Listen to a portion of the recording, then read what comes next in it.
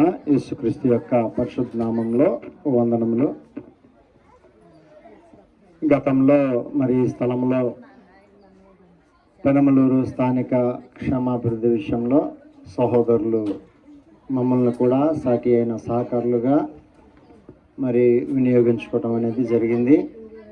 కాబట్టి పెనమలూరు స్థానిక సంఘం క్షేమాభివృద్ధి విషయంలో ఎల్లప్పుడూ కూడా మరి సహకారులుగా ఉంటామనే విషయం వారు కూడా ఎరుగుదురు. అలాగే మరి ఈ సమయంలో కూడా దేవుని యొక్క వాక్యంలో ప్రతి ఒక్కరు కూడా బలపడటానికి, బలపడిన వారు స్థిరపరచబడటానికి మరి ప్రత్యేకించి ఈ దినమున ఏర్పాటు చేసిన ఈ బైబిల్ తరగతిని బట్టి వారికి, అలాగే వారు నడిపిస్తున్న స్థానిక సంఘానికి మరొకసారి ప్రభు అయిన యేసుక్రీస్తు నామంలో వందనాలు సమర్పిస్తున్నాను. నాకు ముందుగా సహోదరులు లేఖనాల్లో నుంచి మరి అనేకమైన సంగతులను తెలియపరుస్తూ దేవుడు ఒక్కడే అనే విషయాన్ని మాట్లాడటం అనేది జరిగింది.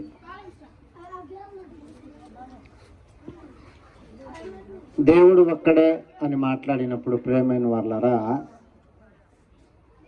గ్రంథము దానికి తల తోక లేకుండా మాట్లాడలేదు.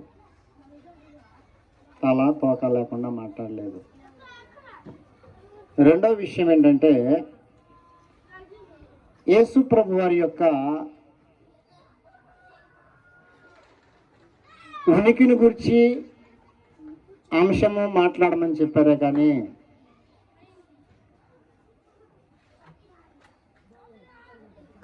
ఉనికిని గురించి కాకుండా మరి పరిశుద్ధ గ్రంథంలో నుంచి ప్రభు అయిన యేసుక్రీస్తు వారిని గురించి అనేకమైన లేఖన భాగాలు మాట్లాడేటప్పుడు అవి ఉనికికి సంబంధించినవా లేక దేవుని సంకల్పానికి సంబంధించినవా? ఈ వ్యత్యాసం ఎరగాల్సిన అవసరం ఉంది ప్రియమైన వాళ్ళారా. ఉనికికిను సంకల్పానికి సంబంధం లేదు. ఉనికి అనేది ఉన్నవారుగా అనే దాన్ని సూచించడానికి, సంకల్పం అనేది పరిచర్యకు సంబంధించిందిగా మనం చూస్తామన్నమాట. పరిచర్యలో లేఖన భాగాల్ని మనము ఉనికిగా సంబోధించేటప్పుడు ఆయా లేఖన భాగాలు చాలా జాగ్రత్తగా పరిశీలన చేసి మాట్లాడవలసిన అవసరం ఉంది. ఎందుకంటే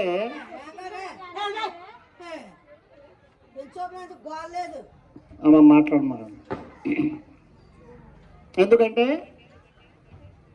ఉనికి లేకుండా సంకల్పం లేదు ప్రియమైన వాళ్ళరా. ఉనికి లేకుండా సంకల్పం లేదు. ఉనికిని గురించి మాట్లాడినప్పుడు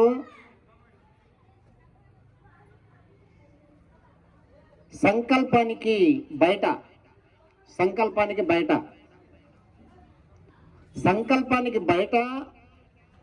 ఉనికి కలిగి ఉంటేనే ఆ యొక్క సంకల్పాన్ని చేసేదానికి అవకాశం ఉంటుంది. ఉనికి లేకపోతే సంకల్పం చేసేదానికి అవకాశం ఉండదు ప్రియమైన వాళ్ళరా. కాబట్టి ఈ సందర్భంలో మనము ఉనికిని గూర్చి సంకల్పాన్ని గూర్చి రెండుని కలిపి మాట్లాడతాం అన్నమాట. ఉనికిని గురించి, సంకల్పాన్ని గురించి. సంకల్పాన్ని గురించి మాట్లాడేటప్పుడు ఆయన ఉనికి ఏంటో కూడా మనకి అర్థమయ్యేదానికి అవకాశం ఉంటుంది. కాబట్టి ఉనికిని, సంకల్పాన్ని కలిపి మనము నేర్చుకునేటప్పుడు మరి కొంచెం మనసు పెట్టి ఆలోచన చేయాలని ప్రతి ఒక్కరిని కూడా నేను మనవి చేసుకుంటున్నాను.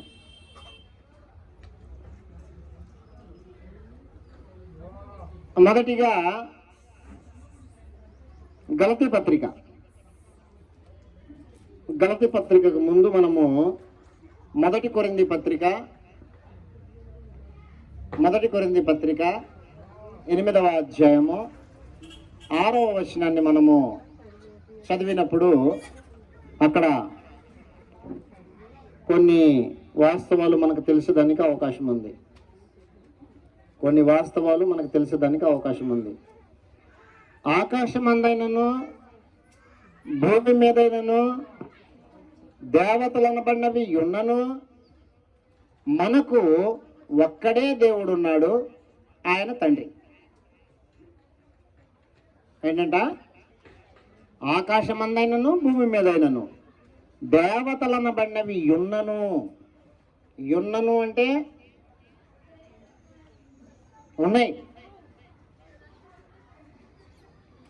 ఉన్నాయి కాబట్టే యున్నను అన్నాడు. ఆకాశమందైనను భూమి మీదైనను దేవతలనబడినవి యున్నను మనకు ఒక్కడే దేవుడు ఉన్నాడు. అంతమంది దేవతలు ఉండగా మనకు ఒక్కడే దేవుడు ఉన్నాడని చెప్పేసి మాట్లాడుతున్నప్పుడు ప్రియమైన వాళ్ళరా, మనం ఎరగవలసిన సమాచారం ఏంటంటే అక్కడ దేవతలు అనేది బహువచనముగా వాడబడింది. ఆ తర్వాత మనకు ఒక్కడే దేవుడు ఉన్నాడు, ఆయన తండ్రి అనేది ఏకవచనంగా మనం అక్కడ చూస్తాం. ఏదేమైనప్పటికీ అక్కడ దేవుడు అనే పదము వాస్తవానికి మనకు బహువచన రూపంలో కూడా కనిపిస్తుంది. దేవతలనబడినవి యున్నను, గాడ్స్, దేవతలనబడినవి యున్నను అంటే ఎంతమంది దేవతలు ఉన్నా సరే దేవుడు ఒక్కడే అని తలతోక లేకుండా మాట్లాడాల. మనకు దేవుడు ఒక్కడే అన్నాడు. ఎంతమంది దేవతలనబడిన వారు ఉన్నను అంటే దేవుడు అనేది మానవ నామం కాదు, అది మనుషుని యొక్క పేరు కాదు అనే విషయం మనకు అర్థం కావాలా. చాలామంది దేవుడు అంటే పేరు అనుకుంటున్నారు. పేరు కాదు దేవుడు అంటే, అది ఒక జాతి నామం. ప్రియమైన వాళ్ళ జాతి నామము అంటే ఇప్పుడు మనకు అర్థమవటానికి జాతి నామం చెప్పేసి ఆ యొక్క పదము మనకు అర్థం అవ్వాలంటే స్త్రీ అనే పదం ఎవరికి వర్తిస్తుంది? ఆడవాళ్ళకు వర్తిస్తుంది.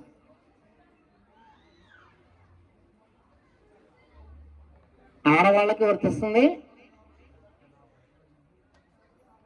ఒక స్త్రీకి కూడా వర్తిస్తుంది. ఇప్పుడు పెళ్ళైపోయింది సహోదరికి ఏమంటాం? స్త్రీ అంటాం.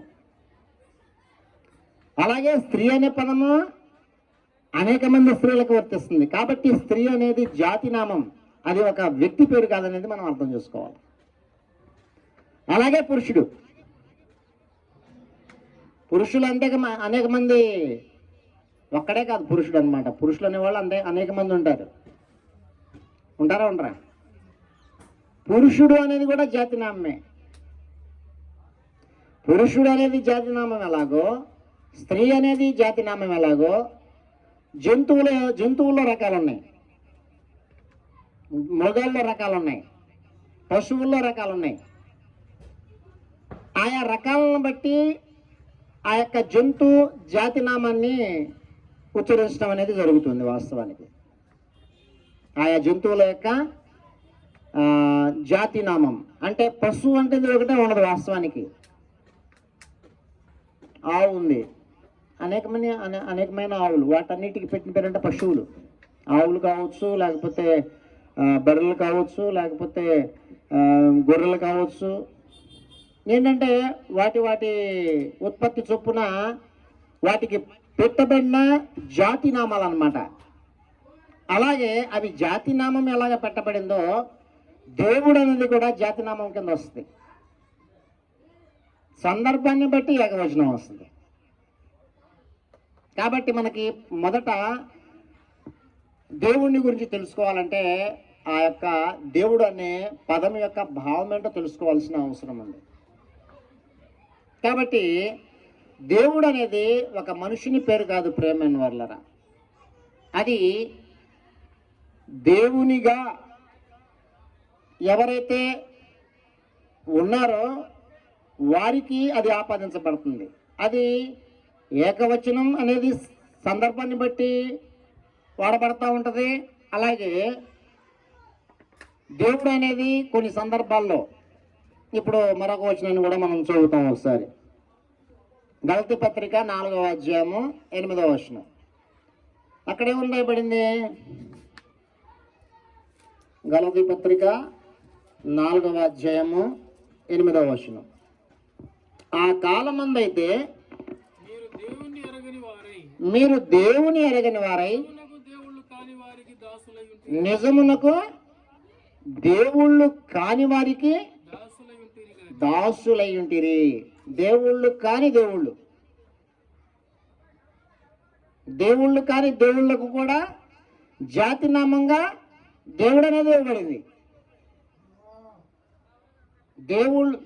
దేవుళ్ళు కాదు వాస్తవానికి, కానీ దేవుళ్ళుగా. ఆ కాలం మందైతే మీరు దేవుని ఎరగని వారై నిజమునకు దేవుళ్ళు కాని దేవుళ్లకు దాసులై ఉంటిరి. ఈ దేవుళ్ళు కాని దేవుళ్ళు ఎవరు? వాస్తవానికి దేవుళ్ళు కాని దేవుళ్ళ గురించి మాట్లాడినప్పుడు మనుషుల యొక్క చేతులతో రూపించబడిన దేవుళ్ళు, మనుషుల యొక్క చేతులతో రూపించబడిన వారు, అలాగే కల్పించబడిన వారు, అలాగే నిర్మించబడిన వారు. నిర్మించబడిన దేవుళ్ళు ఉన్నారు, కల్పించబడిన దేవుళ్ళు ఉన్నారు. అలాగే మనం చూస్తే నిర్మించిన, కల్పించిన, రూపించిన దేవుళ్ళు అనబడే వాళ్ళు ఉన్నారు వాస్తవానికి. కాబట్టి ప్రియమైన వాళ్ళరా, నియమించబడిన దేవుళ్ళు కూడా ఉన్నారు, నియమించబడిన వాళ్ళు కూడా ఉన్నారు వాస్తవానికి. అందులో ప్రత్యేకించి మనము ఈ సమయంలో మాట్లాడేది ఎవరిని గురించి మాట్లాడుతున్నామంటే యేసు ప్రభు యొక్క ఉనికిని గురించి మాట్లాడుతున్నాము. యేసు ప్రభు యొక్క ఉనికి మనకి ఎప్పుడు తెలుస్తుందంటే ఆయన సంకల్పాన్ని గురించి మనము గ్రంథంలో చదివేటప్పుడు తెలుస్తుంది. సంకల్పాన్ని బట్టి చదివేటప్పుడు యేసు ప్రభు యొక్క ఉనికి ఏంటనేది తెలుస్తూ ఉంటుంది. కాబట్టి మనము గ్రంథంలో నుంచి చాలా జాగ్రత్తగా ఆ విషయాల్ని నేర్చుకోవటానికి ప్రయత్నం చేద్దాము. ఒక వాస్తవమైన సమాచారం ఏంటంటే యోహాను సువార్త 17వ అధ్యాయము 3వ వచనంలో మనం చూసినప్పుడు అద్వితీయ సత్యదేవుడవైన నిన్నును నీవు పంపిన యేసుక్రీస్తును ఎరుగుటయే నిత్యజీవం. అంటే అద్వితీయ సత్యదేవుడు ఎవరో, ఆయన పంపించిన యేసుక్రీస్తు ఎవరో ఖచ్చితంగా తెలుసుకోవాలా. తెలుసుకోకపోతే నిత్య జీవము లేదు అనే విషయాన్ని అక్కడ తెలియపరుస్తున్నాడు. కాబట్టి అద్వితీయ దేవుడెవరో అని అలా, అద్వితీయ సత్యదేవుడెవరో, అలాగే ఆయన పంపిన యేసుక్రీస్తు ఎవరో. ఈ అద్వితీయ సత్యదేవుణ్ణి అలాగే ఆయన పంపించిన యేసుక్రీస్తుని గురించి యేసుక్రీస్తే తెలియపరిచేశాడు. అద్వితీయ సత్యదేవుడు ఎవరయ్యానంటే మన పరలోకపు తండ్రి అని. ఆయన పంపించిన యేసుక్రీస్తు ఎవరంటే ఆయన దేవుని కుమారుడు అని. ఆయన పంపించిన, గుర్తుపెట్టుకోండి, పుట్టినా కాదు, ఆయన పంపించాడంట. మనము లేఖనాన్ని చూద్దాం.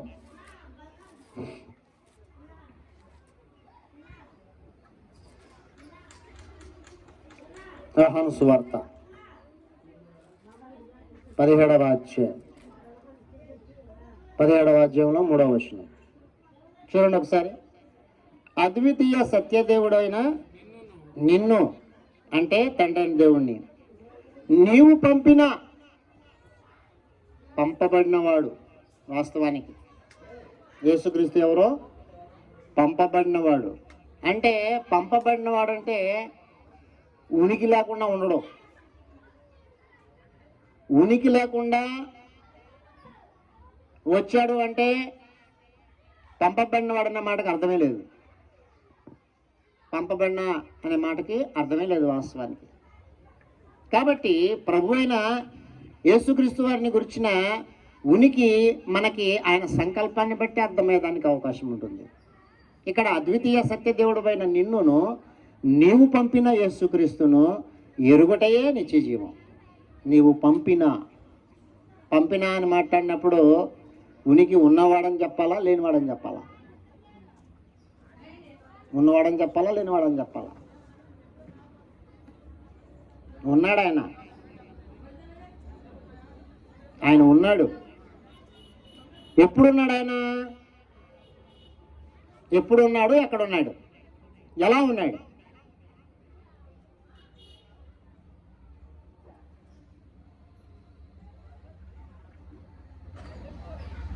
ఆయన ఉనికి ఉన్నవాడని మాట్లాడినప్పుడు ప్రియమైన వారలారా, ఆయన ఎప్పుడు ఉన్నాడంటే చూడండి ఒకసారి. మొదటి కొలస్సీలకు రాసిన పత్రిక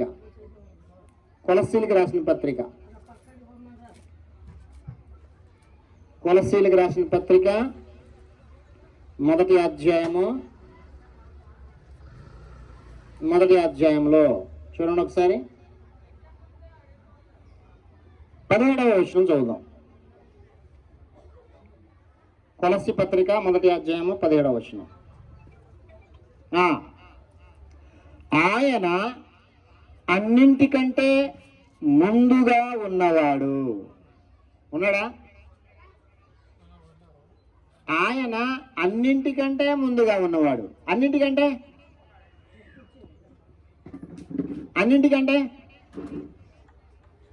అక్కడ మాట్లాడుతున్నారు చూడండి 16వ వచనం. ఏలయనగా ఆకాశమందున్నవియు భూమి యందున్నవియు దృశ్యమైనవి కానీ అదృశ్యమైనవి కానీ అవి సింహాసనములైనను ప్రభుత్వములైనను ప్రధానులైనను అధికారములైనను సర్వమును ఆయన యందు సృజింపబడెను. సర్వమును ఆయన ద్వారాను ఆయనను బట్టి సృజింపబడెను. ఆయన అన్నింటికంటే ముందుగా ఉన్నవాడు. కాబట్టి యేసుప్రభు వారు ఎప్పటి నుంచి ఉన్నవాడంటే ఆయన ఈ మహావిశ్వానికంటే ముందుగా ఉన్నవాడు. ఈ సృష్టికి ముందే ఉన్నవాడు వాస్తవానికి యేసుప్రభు వారు. సృష్టికి ముందే యేసుప్రభు వారు ఉన్నారు. ఎక్కడున్నాడు ఆయన సృష్టికి ముందు? మళ్ళా ప్రశ్న. సృష్టికి ముందు యేసుప్రభు వారు ఎక్కడున్నారనేది మనము యోహాను సువార్త మొదటి అధ్యాయము మొదటి 2 వచనాల్లో చూస్తాం. యోహాను సువార్త మొదటి అధ్యాయము మొదటి 2 వచనాల్లో చూస్తాం. ఏమని చూస్తాం అక్కడ? ఆది యందు వాక్యముండెను, వాక్యము దేవుని యొద్ద ఉండెను, వాక్యము దేవుడై ఉండెను. నెక్స్ట్, సమస్తమును ఆయన మూలముగా కలిగెను. కలిగి ఉన్నది ఏది ఆయన లేకుండా కలగలేదు. చాలు. కలిగి ఉన్నది ఏది ఆయన లేకుండా కలగలేదు. కాబట్టి ఆయన ఎప్పటి వాడంటే ప్రియమైన వాళ్ళారా, ఈ సృష్టికి ముందే ఉన్నవాడనే విషయం మనకు అర్థమవుతుంది. రెండవది, ఆయన ఎక్కడ ఉన్నాడు అంటే ఆయన ఆది యందు దేవుని యొద్ద ఉన్నాడు.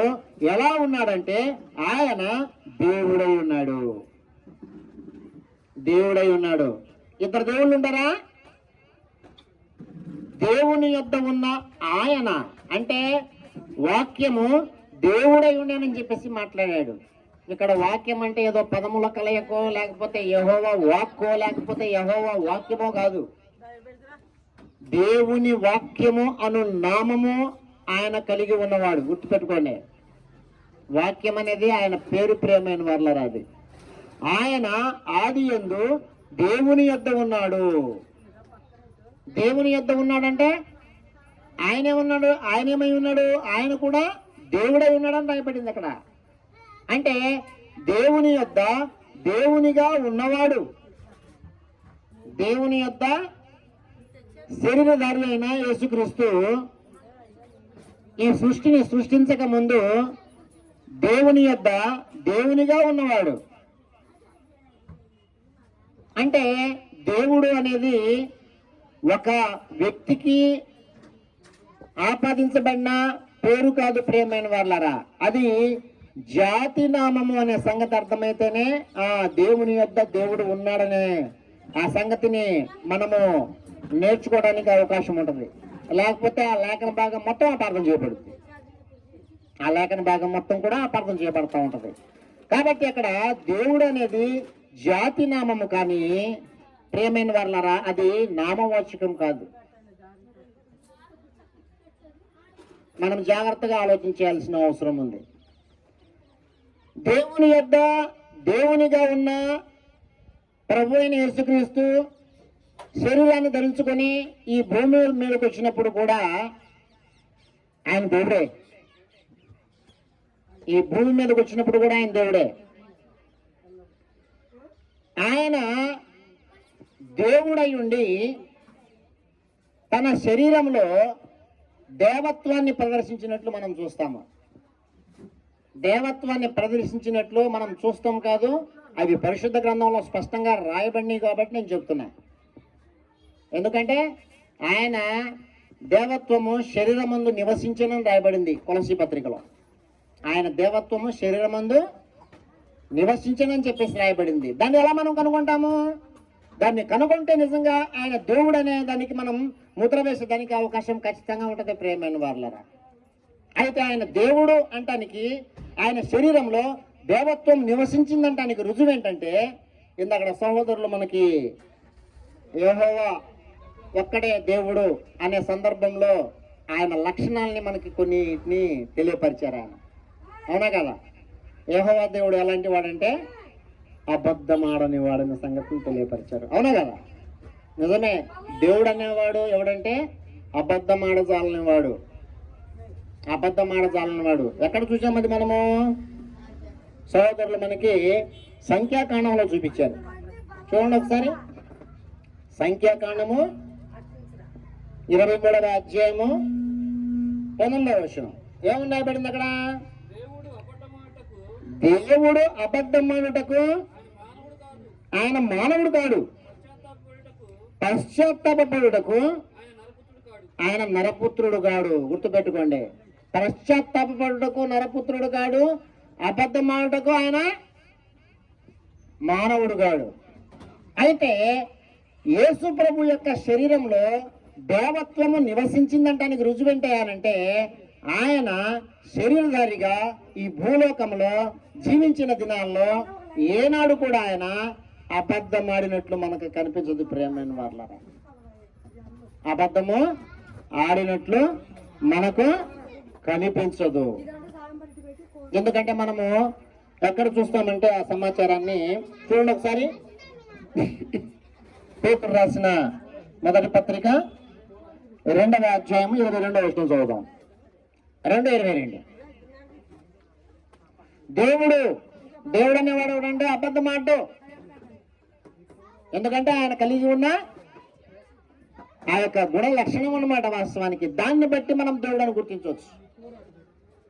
నేరుగా నేను దేవుడిని ఒప్పుకోను అని ఎవరైనా అనుకుంటే నిజంగా దేవుని యొక్క లక్షణం కలిగి ఉంటే, గుణ లక్షణం కలిగి ఉంటే ఖచ్చితంగా అంగీకరించడానికి అవకాశం ఉంటుంది ఆయన దేవుడు అని చెప్పేసి.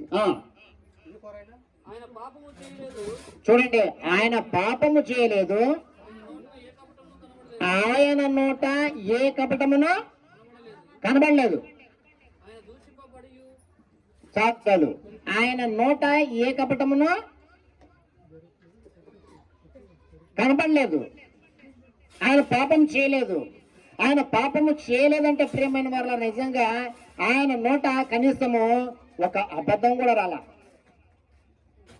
ఇంకా మనం చూస్తే హెబ్రీ పత్రిక 7వ అధ్యాయము 26వ వచనం చదువుదాం. హెబ్రీ పత్రిక 7వ అధ్యాయము 20వ వచనం. దయచేసి మాట్లాడమాకండి. 7:22 చదవండి. 7:22. హెబ్రీ పత్రిక 7వ అధ్యాయము 26వ వచనం. 7:26.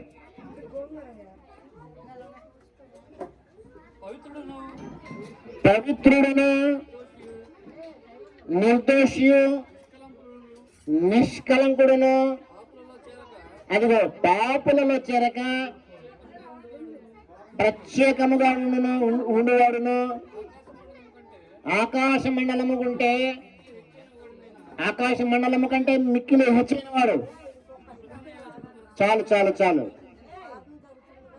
నిర్దోషి నిష్కల్మషుడు పాపులలో చేరక ప్రత్యేకముగా ఉన్నవాడు. పాపులలో చేరక ప్రత్యేకముగా ఉన్నవాడంటే పరిశుద్ధుడు. దేవుడు ఎవరండి? పరిశుద్ధుడు. మనము కూడా పరిశుద్ధులమే.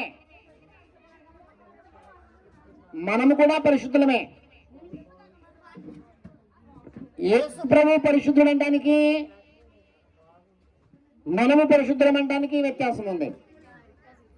మనము యేసుక్రీస్తు యొక్క రక్తం చేత కడగబడినందుకు మనం పరిశుద్ధులమయ్యాం. కానీ యేసు ప్రభు ఏ పాపము చేయకుండా శరీరధారిగా ఈ లోకములో ఆయన జీవించి తన దేహములో దేవత్వము నివసించింది అనడానికి రుజువుగా ఆయన పరిశుద్ధుడుగా జీవించాడు. ప్రియమైన వారలారా, కాబట్టి దేవుడు ఎలాగా పరిశుద్ధుడో యేసు ప్రభువు కూడా అలాగే పరిశుద్ధుడు. కాబట్టి ఇక్కడ మనం చదివినట్లు ఈ లేఖన భాగంలో సంఖ్యాకాండము అదేనా చదివింది 23వ అధ్యాయం చెప్పింది మీరు. సంఖ్యాకాండము 23వ అధ్యాయము 19వ వచనంలో దేవుడు అబద్ధమాడుటకు ఆయన మానవుడు కాడు. అర్థమవుతుందా? దేవుడు అబద్ధమాడుటకు ఆయన మానవుడు కాడు. మానవుడైతే అబద్ధం ఆడతాడా అన్న సంగతి అర్థమవుతుంది. ప్రభు అయిన యేసుక్రీస్తు వారు మానవుడై ఉండి కూడా ఆయన అబద్ధమాడలేదు. దానిని బట్టి మనకు అర్థం అవ్వాలి ఆయన దేవుడు అనే విషయాన్ని. మానవుడు కాబట్టి దేవుడు కాదని అక్కడ, మానవుడు కాబట్టి దేవుడు అని చెప్పేసి చెప్పలే అక్కడ. దేవుడు మానవుడు అయ్యేదానికి అవకాశం ఉంది కానీ మానవుడు దేవుడు అయ్యేదానికి అవకాశం లేదు. కానీ ప్రభు అయిన యేసుక్రీస్తు వారికి మనకి మధ్య ఉన్న వ్యత్యాసము తెలియవలసిన అవసరం ఉంది. ప్రియమైన వారలారా, ప్రభు అయిన యేసుక్రీస్తు వారు దేవునితో సమానుడు అనబడటానికి ఇంకా అనేకమైన విషయాలు మాట్లాడవచ్చు. ఇక్కడైతే సమయం అయితే కనబడతలా. భోజనాలు రాగానే ఆపేమని చెప్పారు ఆయన చెవిలో. కాబట్టి మనం టూకీగానే 2-3 విషయాలు తెలుసుకొని ముగించుకోవడానికి ప్రయత్నం చేద్దాము. కాబట్టి దేవుడు పరిశుద్ధుడు, మానవుడు దేవుడు కాడు. అయితే దేవుని బట్టి దేవుడు అంటే ప్రియమైన వాళ్ళరా అబద్ధమాడజాలనే స్వభావం కలిగిన దాన్ని బట్టి, ఆడని స్వభావం కలిగిన దాన్ని బట్టి యేసు ప్రభు వారి నోట ఎన్నడూ కూడా కపటపు మాటలు మాట్లాడటం అనేది గ్రంథం చాలా స్పష్టంగా ఏం చెప్పిందంటే ఆయన పాపము లేనివానిగా జీవించాడు. కాబట్టి శరీరమును బట్టి ఆయన దావీదు సంతానముగా ప్రత్యక్షమైన, ఆత్మను బట్టి నీతిపరుడని తీర్పు పొందడం రాయబడింది గ్రంథంలో. ఆత్మను బట్టి గుర్తుపెట్టుకోండి, శరీరమును బట్టి కాదు. ఆయన ఆత్మను బట్టి దేవుడు. ఎందుకంటే రెండో విషయం, ఆయన అదృశ్య దేవుని స్వరూపి అని చెప్పేసి రాయబడింది. అదృశ్య దేవుని స్వరూపి అంటే దేవుడు ఏ రూపంలో అయితే ఉన్నాడో ప్రభు అయిన యేసుక్రీస్తు వారు కూడా అదే రూపంలో ఉన్నాడు. దేవుడు ఆత్మ కాబట్టి ప్రభు అయిన యేసుక్రీస్తు వారు కూడా అదృశ్య దేవుని స్వరూపి. ఆయన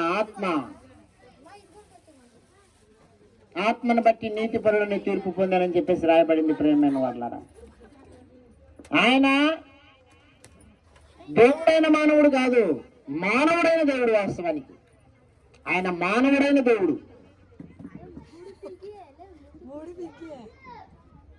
అమ్మ తర్వాత చూసుకోవచ్చు, కొంచెం నాకు వెళ్ళండి అమ్మా. నేను ముగిచ్చేస్తాను, వెంటనే ముగిచ్చేస్తాను.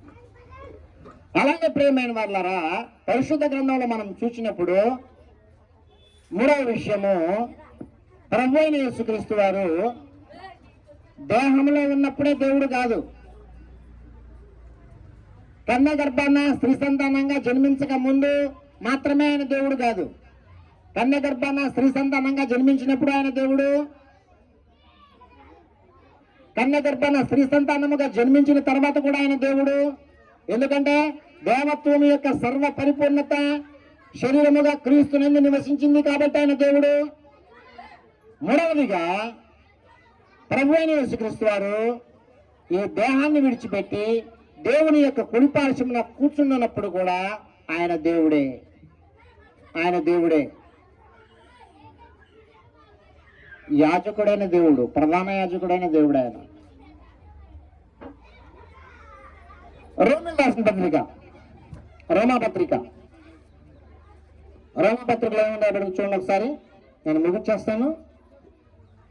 రోమాపత్రిక 9వ అధ్యాయము, 9వ అధ్యాయంలో మనము 5 నుంచి చదువుదాం. 5 నుంచి. పితరులు వీరి వారు, శరీరాన్ని బట్టి గుర్తుపెట్టుకోండి, పితరులు వీరి వారు, పితరులు వీరి వారు అన్నప్పుడు నేను అనకముందే ఆయన చెప్పేశాడు, శరీరమును బట్టి, అది గుర్తుపెట్టుకోవాలి మనం. శరీరమును బట్టి క్రీస్తు వీరిలో పుట్టెను, అండర్లైన్ చేసుకోవాలన్నమాట. శరీరమును బట్టి క్రీస్తు వీరిలో పుట్టెను.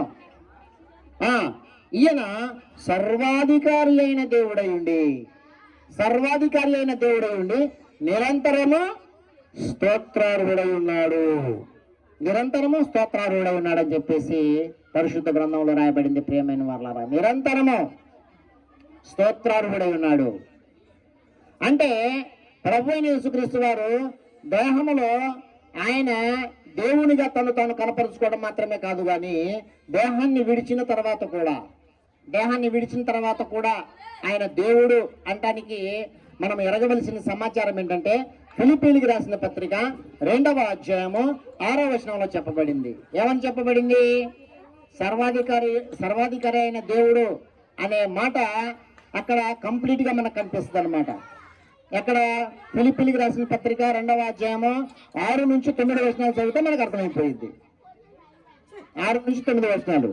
ఈయన అంటే యేసు ప్రభువుని గురించి మాట్లాడుతున్నాడు. ఆయన దేవుని స్వరూపము కలిగిన వాడయ్యుండి. ఎవరి స్వరూపం కలిగిన వాడు?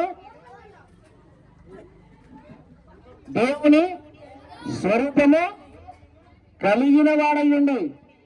దేవుని స్వరూపం కలిగిన వాడు కాదు, కలిగిన వాడయ్యుండి. కలిగిన వాడనే మాటకు అర్థం వేరే, కలిగిన వాడయ్యుండి అనే మాటకు అర్థం వేరే. అడ్డగోలుగా చెప్పేస్తున్నారు. ఆయన దేవుని స్వరూపము కలిగిన వాడయ్యుండి దేవునితో సమానముగా ఉండుట. మనం మరి ఏం చదివామా? అద్వితీయ సత్య దేవుడైన నిన్నును అనగా తండ్రి అయిన దేవుణ్ణి ఆయన పంపిన యేసుక్రీస్తును, ఆయన పంపిన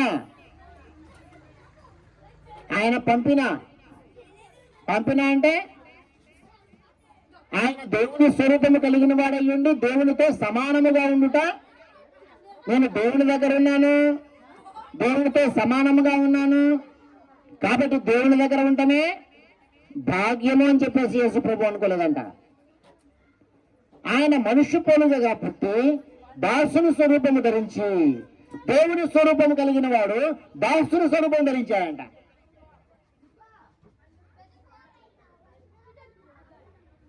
దేవుని స్వరూపం కలిగిన వాడు దాసుని స్వరూపం ధరించాడు. ఆయన దాసుని స్వరూపం ధరించి తనను తానే రిక్తునిగా చేసుకునేను అని రాయబడింది. ప్రియమైన వారులారా, ఆయన దాసుని స్వరూపం ధరించినప్పుడు ఆయన ప్రియమైన వారులారా, మనము గ్రంథంలో చూస్తే యేసు ప్రభు వారిని గురించి బలియు అర్పణవి నీవు కోరలేదు కానీ నాకు ఒక శరీరమును అమర్చితివి అని మాట్లాడినప్పుడు, ఆయన శరీరాన్ని ధరించినప్పుడు దాసుని స్వరూపం, శరీరాన్ని ఆయన కలిగి ఉన్నప్పుడు దాసుని స్వరూపం ధరించినట్లు మనం గ్రంథంలో చూస్తాం.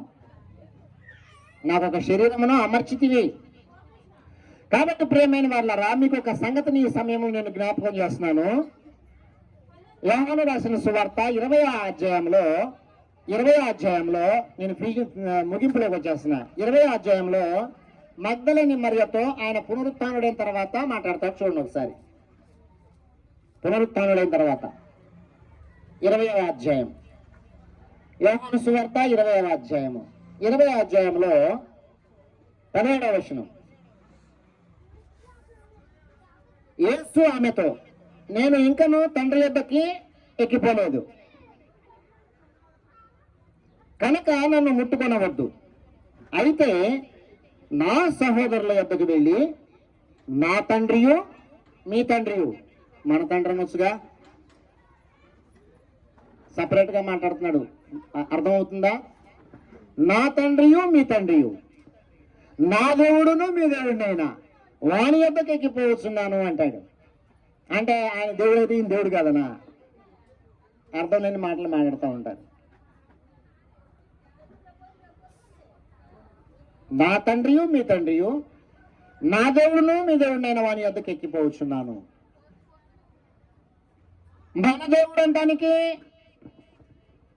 నా దేవుడు నేను సపరేట్గా మాట్లాడటానికి వ్యత్యాసం ఉంది, అది గమనించాలా. నా దేవుడు అంటానికి యేసు ప్రభు వారు ఎవరిని అంటున్నాడు? తన తండ్రి అయిన దేవుడిని నా దేవుడు అంటున్నాడు. మన దేవుడు ఎందుకంటలా? పరలోకపు తండ్రి అయిన దేవుడు మనకి దేవుడు అనబడటానికేనో, పరలోకపు తండ్రి అయిన దేవుడు యేసుక్రీస్తుకు మాత్రమే దేవుడు అనబడటానికి వ్యత్యాసం ఉంది. ఆ వ్యత్యాసం కూడా తెలియని పరిస్థితిలో లోకం నడుస్తుంది. ప్రియమైన వాళ్ళారా, మనకు దేవుడు అనబడటానికి పరిశుద్ధ గ్రంథంలో చెప్పబడిన సమాచారం ఏంటంటే సంఖ్యాకాండము 16వ అధ్యాయంలో చూడండి ఒకసారి.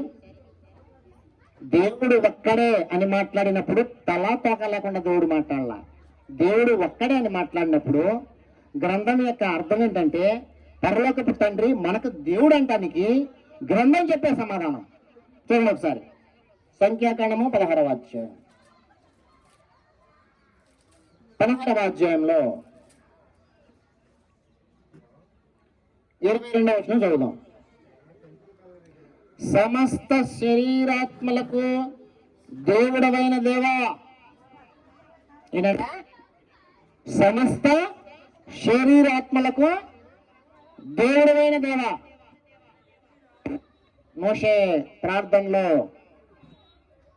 పరలోకపు తండ్రి సమస్త శరీరాలకి దేవుడు ఎలా అనబడ్డాడో అక్కడ తెలియపరుస్తున్నాడు.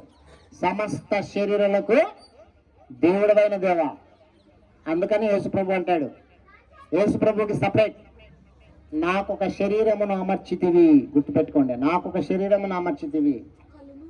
నా దేవుడును మీ దేవుడును, నా దేవుడును మీ దేవుడును. డిఫరెంట్ మాట్లాడినప్పుడు మనం ఎరగాల్సిన అవసరం ఉంది. కాబట్టి ప్రియమైన వాళ్ళారా,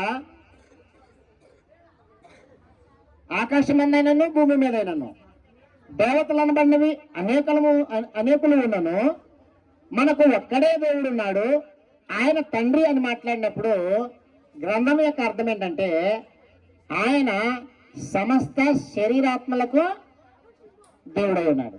సమస్త శరీరాత్మలకు. యేసు ప్రభువుకు మాత్రము శరీరాన్ని అమర్చాడు కాబట్టి సపరేట్ అన్నమాట. నాకు దేవుడు అంటానికి సపరేట్.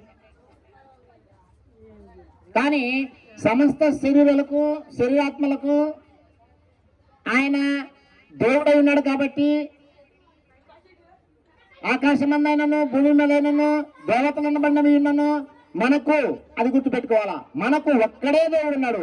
ఒక్కడే అనే మాట దేనికి వర్తిస్తుందంటే ఆయన శరీరాత్మలకు దేవుడై ఉన్నాడు కాబట్టి మనము శరీరం ఆత్మలం కాబట్టి మనకు ఆయన దేవుడు అని చెప్పేసి మాట్లాడాడు.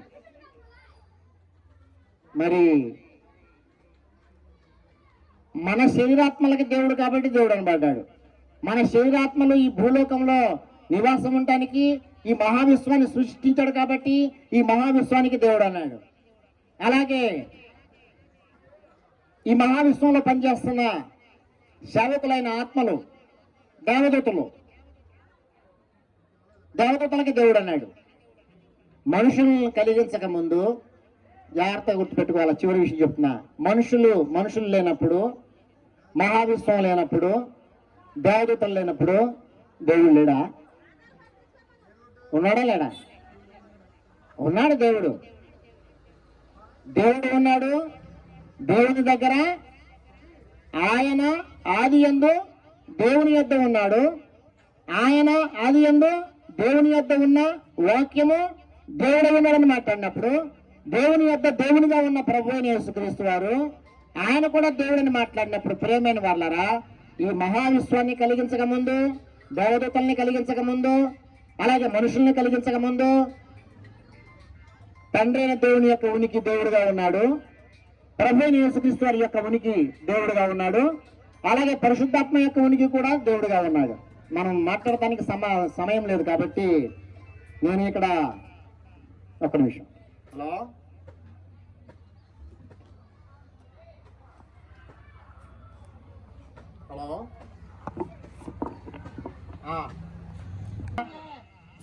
మహావిశ్వం యొక్క ఉనికి లేనప్పుడు దేవుని యొక్క ఉనికి ఉంది. దేవుని యొక్క ఉనికి అంటే దేవుడు ఒక్కడే ఉన్నాడని అర్థం కాదు. దేవుని యొక్క జాతి ఉంది అనే విషయం మనం ఎరగాల్సిన అవసరం ఖచ్చితంగా ఉంది.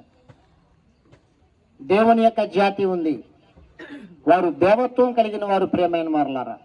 ప్రభువైన యేసు దేవత్వం కలిగిన వాడు కాబట్టి ఆయన దేవుడు అనబడ్డాడు. పరలోకపు తండ్రి దేవత్వం కలిగిన వాడు కాబట్టి ఆయన దేవుడు అనబడ్డాడు. అలాగే పరిశుద్ధాత్మ కూడా దేవత్వం కలిగిన వాడు కాబట్టి ఆయన దేవుడు అనబడ్డాడు. ఇందులో మనకు దేవుడు ఎవరంటే పరలోకపు తండ్రి దేవుడు. పరలోకపు తండ్రి దేవుడు. పరలోకపు తండ్రి మనకు దేవుడైనంత మాత్రాన ఆయన దేవుడు కదా, 100% దేవుడు. ప్రభువైన యేసుక్రీస్తు వారు అందరికీ ప్రభు అయినంత మాత్రాన ఆయన దేవుడు కాడా? ఆయన దేవుడిగా ఉన్నవాడు.